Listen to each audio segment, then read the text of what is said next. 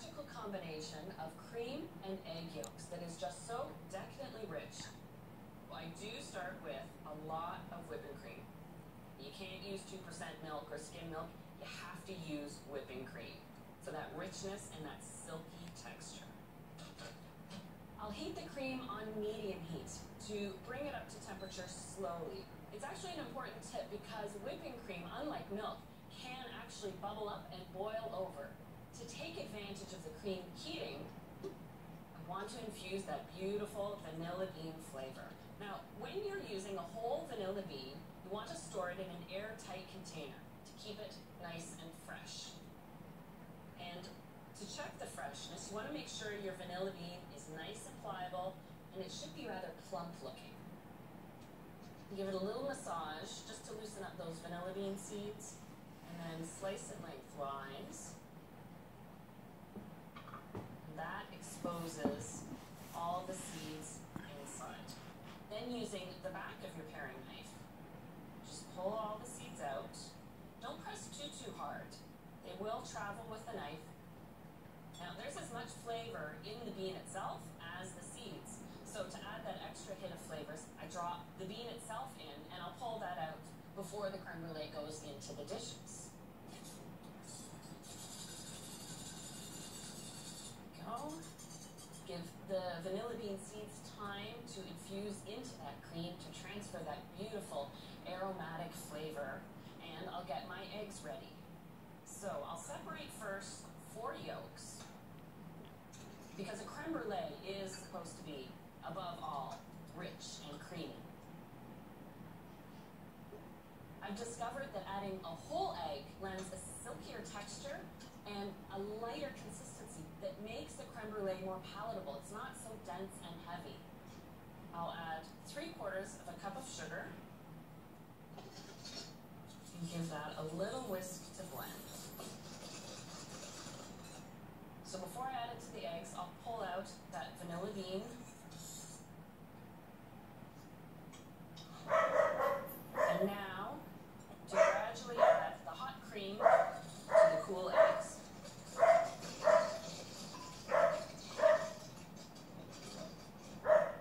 I'll strain it. One of the few challenges in making creme brulee is to get an even caramelizing of the sugar on the top.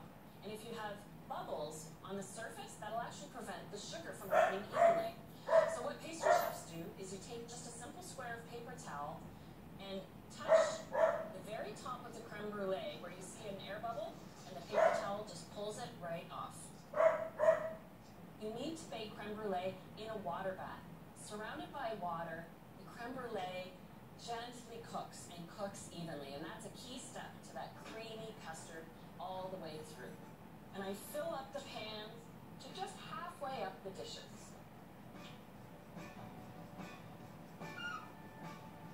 There we go. In 30 minutes, these will be set.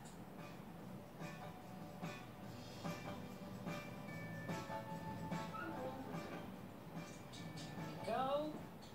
And you can see it still has that visible jiggle right in the center. That is when the creme brulee is done. You have to allow the creme brulees to cool completely to room temperature. The fact that the custard is still hot, it will continue to cook right through to the center. Then you chill them for at least 4 hours so that custard sets up evenly. So you gotta budget a little bit of time.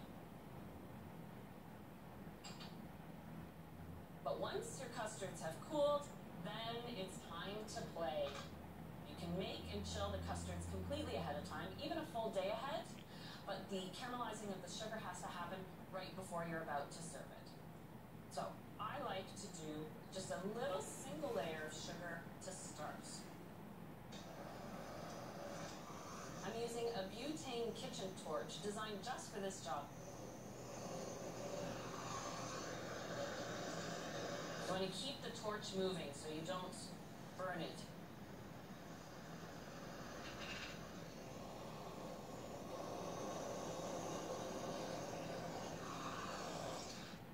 And that caramelized sugar has that sort of toasted marshmallow fragrance to it.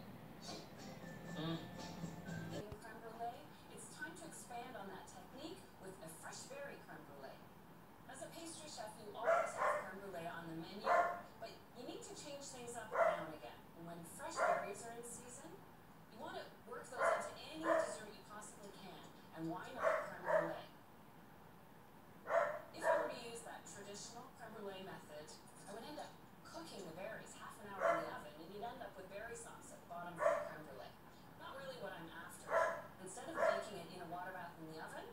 going to use a water bath over the stove to fully cook the custard before it gets poured on these fresh berries. I've got 3 cups of whipping cream that I will heat on medium heat. I'm using vanilla, but this time in paste form. This is a vanilla bean paste. Now it already has the seeds extracted, so it sort of simplifies the process. So now that I'm already heating the cream, this is a great opportunity to think about other ways to add flavor. In this case, I'm going to use a little bit of lemon, about a teaspoon of zest. But just think about anything that you like to infuse. That could be any spices. You can throw in a couple of cinnamon sticks, some star anise. How about an Earl Grey tea bag? This couple of minutes that it's going to spend infusing transfers all that flavor in a delicate way through the cream.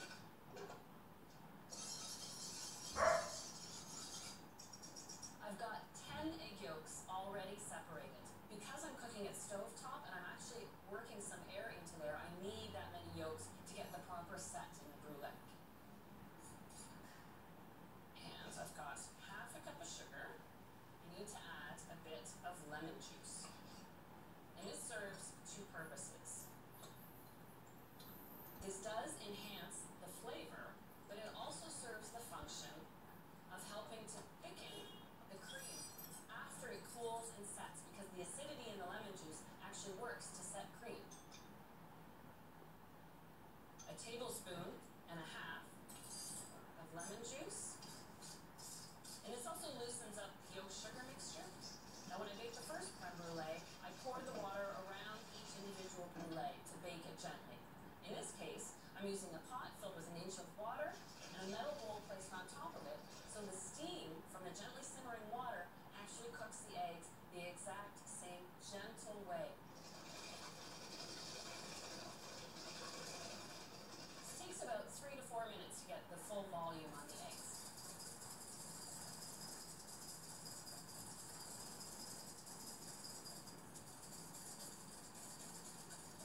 Now you can tell when your egg mixture is ready. When you lift your whisk and draw a circle, it leaves a ribbon. You can actually see it stand on top of itself in the batter. Now it's time to add the cream and cook it a little bit further. And that really is what thickens up and sets the creme brulee. And I can add the cream a lot faster now, because of course, the egg mixture is already hot.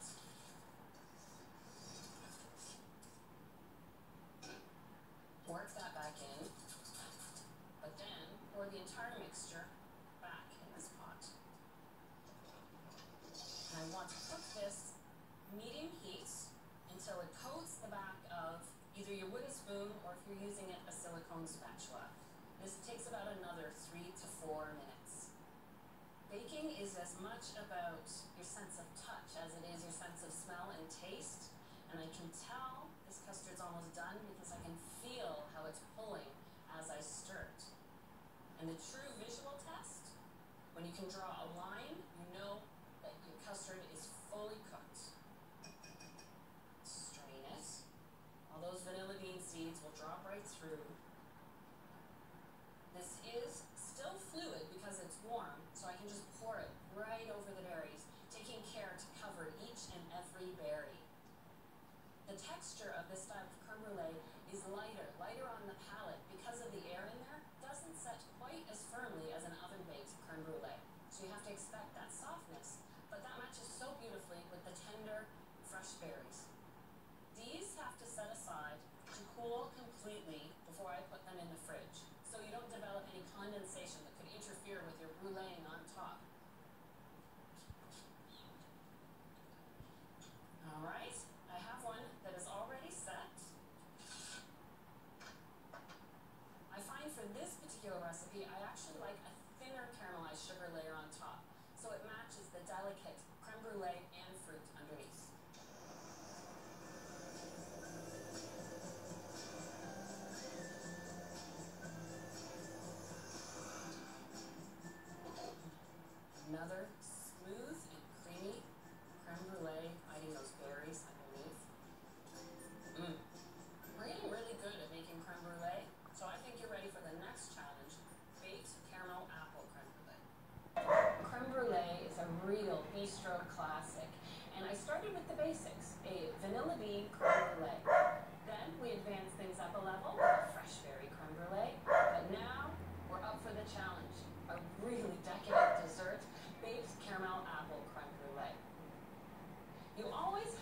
to bake a creme brulee in a dish of some form.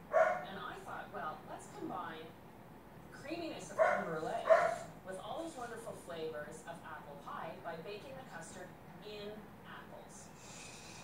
I'm scooping out the core of the apple. It's probably about ½ an inch thick. Don't want to tear through the apple or break through the bottom.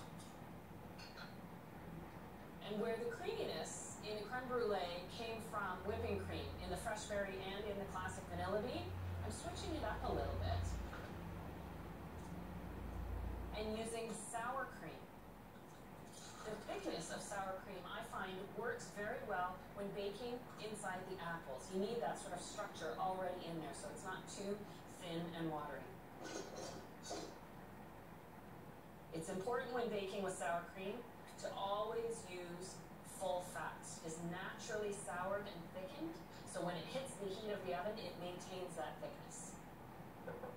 The fresh berry creme brulee took extra egg yolks because I was cooking it stovetop, but because of the thickness of sour cream in this recipe, I actually need fewer egg yolks, only 6. And since I want to play on the apple pie idea, I'm going to use brown sugar instead of regular granulated sugar, 6 tablespoons. With this version of creme brulee, I just add vanilla extract, a teaspoon of it. To further play on those apple pie flavors, I'm going to add ½ a teaspoon of ground cinnamon and just a touch of freshly grated nutmeg, about 1/8 of a teaspoon. This looks completely different than that classic creme brulee we started with.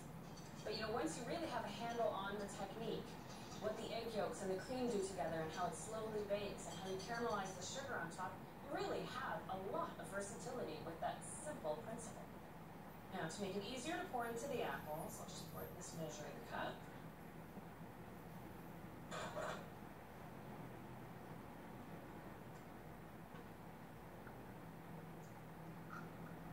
Just like the other creme brulees I was making, a bain-marie or water bath is needed to gently cook the custard. You want to start with virtually boiling hot water. Fill your dish no more than halfway up. And also, to help the apple cook at the same rate as the custard, I find it works best to actually cover it, and that keeps the moisture inside the dish.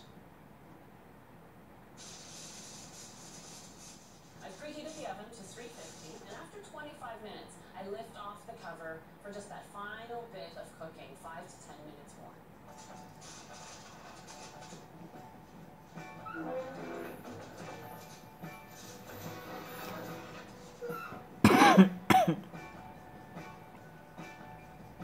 I think most people admit that their favorite part about creme brulee is the caramelized sugar layer on top.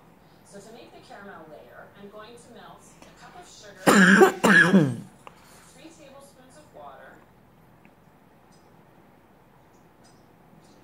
and a tablespoon of lemon juice.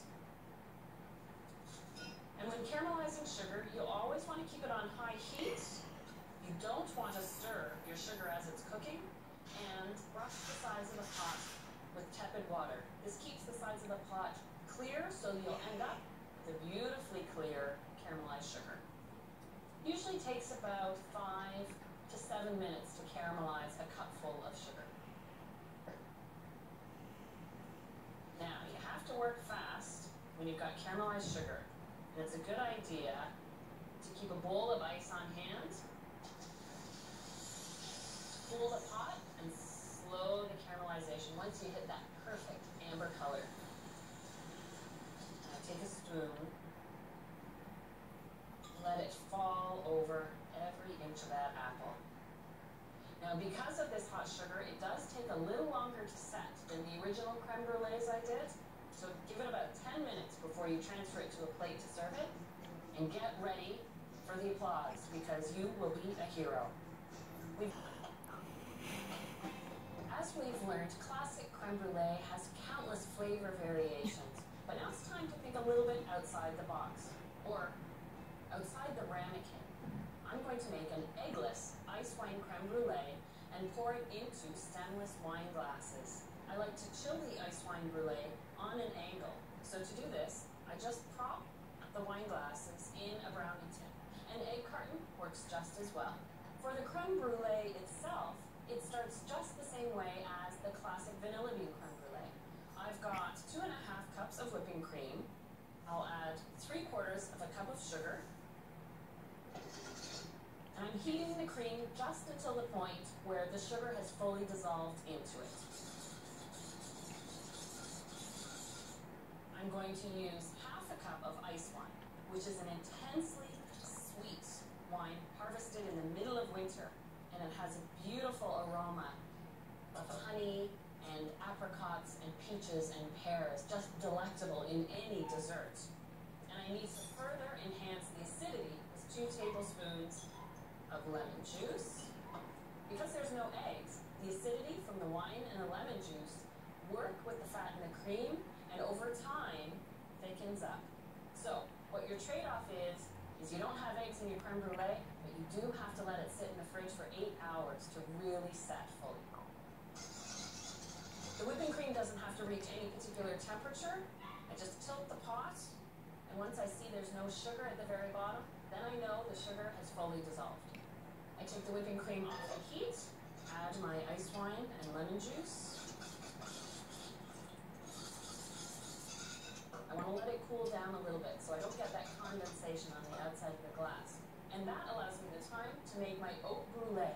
So what I have is a preheated oven to 375. And I'm just making a mixture of oats and maple syrup. 3 tablespoons of regular rolled oats, and then 1/4 cup of pure maple syrup. And I just stir to coat the oats. And I pour this in. And for 15 to 20 minutes in that 375 oven, the maple syrup caramelizes to a crispy candy coating over the oats. While that cooks, my ice wine mixture is now cool enough to fill. And I want to do this without splashing, so I'm just going to fill it using a squeeze bottle.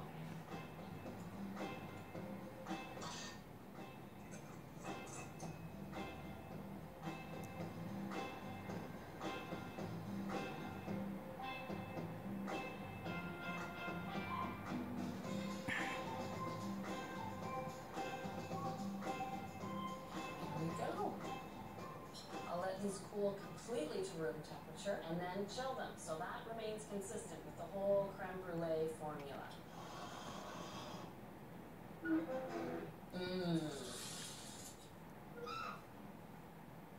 It almost smells like a fruit crisp, the toasted oats and the maple syrup. It's still soft right now, so you have to let it cool down completely before you crack it and use it as your brulee. I have one already cooled, as well as an ice wine creme brulee that has had its 8 hours to sit. I'll just drop some fresh berries in the bottom of the glass. Then I simply lift up and crack a few pieces to place on top. You truly get that full impact of creme brulee with the crackle on top, the creamy custard underneath, and then the fresh berries. So now you really have all the tricks to make exciting, interesting, and classic creme brulee. You can take these ideas to your own kitchen, bake, and enjoy.